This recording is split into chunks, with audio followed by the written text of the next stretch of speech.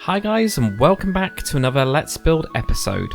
So last time we were building up the fields, the support clipped off, and this episode we're going to be going into the valley and we're going to be building an old fort, which will then become a castle and become the Mage's Guild as well. Now if you're new to the channel at all, we do a lot of tutorials and time lapses just like this one, so make sure to hit that subscribe button. So in the valley that we've got here, we've got mountains on either side, and we've got this nice kind of platform that we can actually use to build up a fort. So the idea with this is that we're going to be starting with what was an old fort. It's been bought by the Mage's Guild, and it's been built up from there.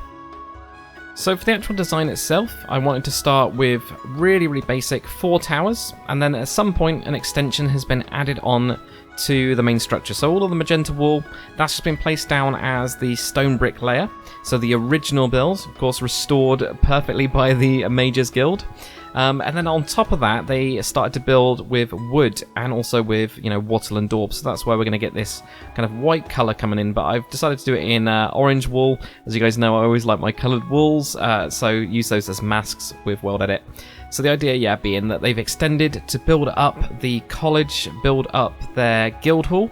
And that's where most of their living quarters are, where their classrooms are, where all of the kind of functions that you'd expect of a Mage's Guild actually happen in this castle. And it also makes it look a lot more fantasy, and it doesn't add any purpose. So this is the difference between the functional kind of base that we've got with the towers and then these extra bits that are built on top.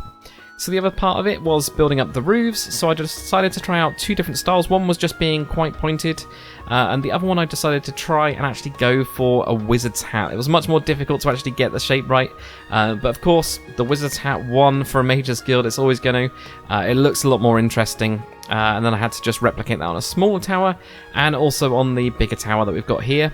And just using the nether brick, of course, for the roof. It just kind of worked color-wise with everything else, and it made it stand out with the mountains in the background. The same with the actual white of the kind of wooden structure. The wattle and daub worked really well. So just building a path up from our kind of fields that we were building before, and just winding this through the little bit of hills that we've got here. It's actually quite high up. It's actually surprising compared to the sea level. It does kind of gradually go up.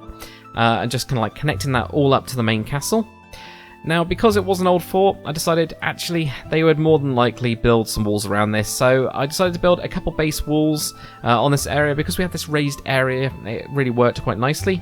So I just built up some walls with some very basic towers. But again, these towers aren't tall, they aren't really big. It wasn't meant to be a completely defensible structure, but instead it was, defensible enough. But so we've got these kind of like low-lying towers, which sit quite nicely on the hill, so you've actually got quite a lot of defense there. But if you're ever on the other side of it, you'd just be able to walk up and just jump onto one of those towers quite nice and easily. So getting back onto the castle, it's time to add in a bit of detail, such as the kind of like entrance part of it to make this like little lookout area. And then mostly on the back where you've got these really big towers, I went to break up just the stone brick that we actually had, adding in a toilet and a couple balconies as well, because there's a balcony above one of the toilets. And just kind of like add in these little places where they can actually walk around, get some air, if they're ever, struggling inside there, or they want to study outside in the brisk, cold air of the mountains.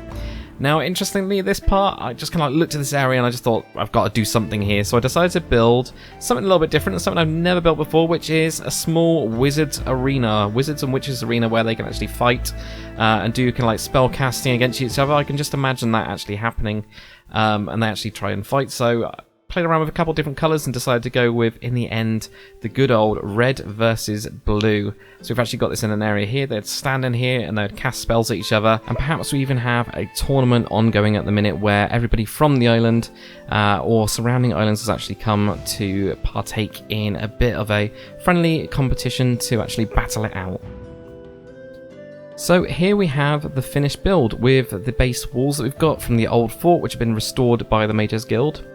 Just to keep any prying eyes out, and then we've got the main actual castle itself, built on that old fort grounds, built on those 6 towers, and then built up with the wattle and daub that we've got there, and this wooden frame around it with these actual towers kind of coming out of there. I think it looks pretty damn cool. So we've also got the extensions around the outside as well to give it a bit more character, as well as, of course, the toilets. You've got to have toilets in medieval times, so these just attach to the side of the towers, and a couple different balconies there as well. And then, of course, we also have the tournament grounds, the arena, where they can actually fight it out. But anyway, guys, hopefully you've enjoyed this episode. If you have, make sure to comment, like, and subscribe. I'll see you guys on the next one.